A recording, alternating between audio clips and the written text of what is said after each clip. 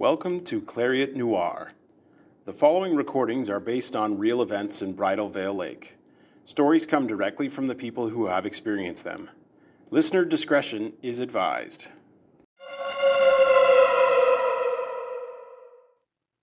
Shake It in My Mind by Anise Long. Friend of Philip 6 here. He said I should email you with this story, as short as it is. We were playing out front of Phil's house, like we did most days in the summers, when a van, think kidnapper van, no windows, not even at the back, came up Ferry Street. It was driven by a clown, for real, and he was drunk out of his goddamn mind. His window was down, and he was laughing his crazy ass off. Phil can confirm this. The clown slammed on his brakes and skidded to a stop. Then he backed up real fast, attempting a 3-point turn, and smashed down a street sign, which was obviously hilarious and made him laugh even more. He drove back the way he came, and we figured that was it. Other than the guy being dressed as a clown, there's nothing super unusual going on yet. There were plenty of messed up people on Ferry Street at any given time. But then as we were watching him drive away down the hill, the clown van stops abruptly about a third of the way down. And then the guy gets out of the van.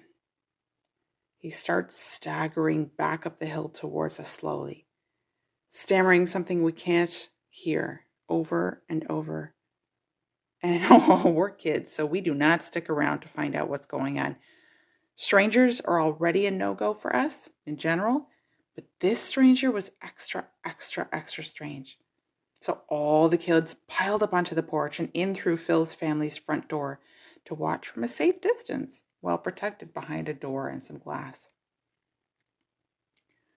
All of us were looking out the front window, but actually, not all of us.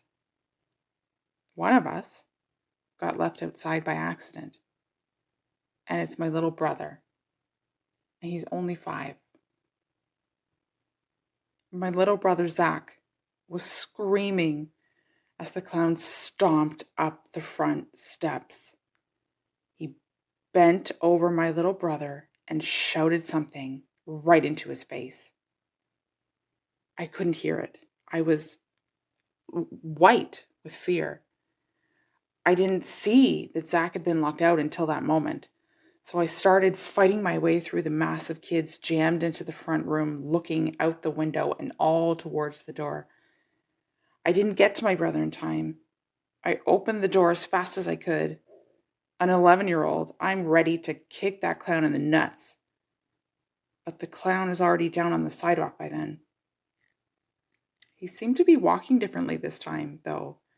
I pieced this together later in my brain when I was trying to figure out what had gone on. He looked almost like a normal guy, like walking his dog or walking to the mailbox. My brother was traumatized by the incident, and he kept saying over and over, "I shake it in my mind. I shake it in my mind," like a prayer or something.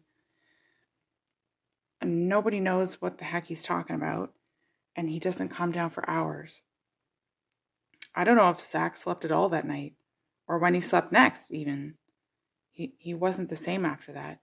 He was an energetic, giggly kid before, and after the clown, he's quiet and shy. This change stuck with him a long time, and I'm really kicking myself for being a shitty sister who didn't help him, who couldn't help him. I couldn't get there in time. Zach picked up the bottle, and he started to momentarily relax a little bit as he got older. He got more social. One weekend I remember we're day drunk and hanging out after a family gathering, and I sang, "I shake it in my mind," for no good reason.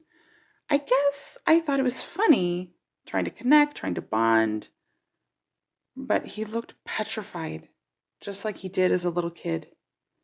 And I regretted my joke immediately and apologized. He set down his beer and he walked right out of the house. And he didn't come home for days. Mom and Dad were so worried about him. I was worried about him. I'm still worried about him. I don't know if it was the clown that started this shit with Zach, but from where I stood that day, it really seemed like it. Like something broke. I don't know.